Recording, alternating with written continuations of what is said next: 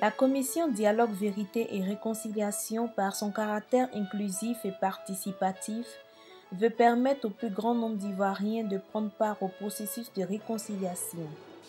À cet effet, elle a procédé à l'installation de ses représentations locales dans toutes les régions de la Côte d'Ivoire. Le jeudi 12 septembre dernier, la CDVR a installé la commission régionale du Béret, marquant ainsi la fin du processus d'installation de ses démembrements dans tout le pays. La cérémonie s'est déroulée en présence des autorités administratives, politiques et traditionnelles locales. C'est le 4e adjoint au maire de Monkono, M. Koulibaly Aboubakar, qui a traduit la reconnaissance des populations à la CDVR pour avoir porté son choix sur leur région dans sa politique de déploiement de sa mission sur le territoire national. Cette commission régionale, à l'instar des autres, est composée de guides religieux, de représentants de la société civile, de jeunes et de femmes. Elle aura à charge de mener à bien les 10 missions de la CDVR dans la région du Béret.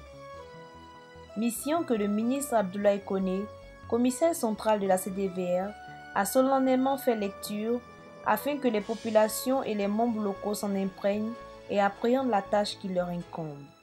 Le ministre Koné a aussi indiqué qu'il s'agit de réconcilier les Ivoiriens, les rassembler dans la paix et les mettre au travail pour construire le pays, pour en faire un pays émergent à l'horizon 2020.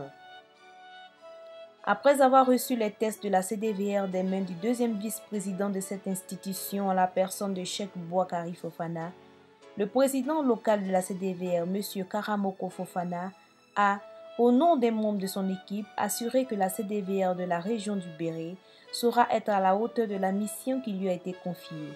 Cheikh Bouakari Fofana, 2e vice-président de la CDVR et coordonnateur de la région du Béret, a demandé aux 8 membres de cette commission régionale de s'approprier les 10 missions qui leur est assignées et qui sont contenues dans le kit de travail qui leur a été remis.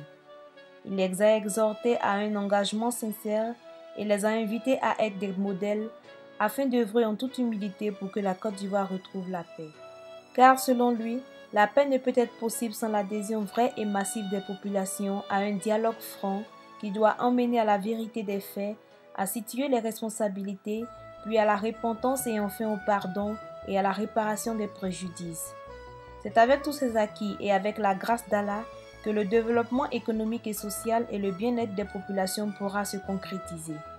Il a par ailleurs informé que la phase qualitative des consultations nationales a débuté dans la plupart des régions du pays et invité la population dans son ensemble à beaucoup prier pour la réconciliation et la paix dans notre pays.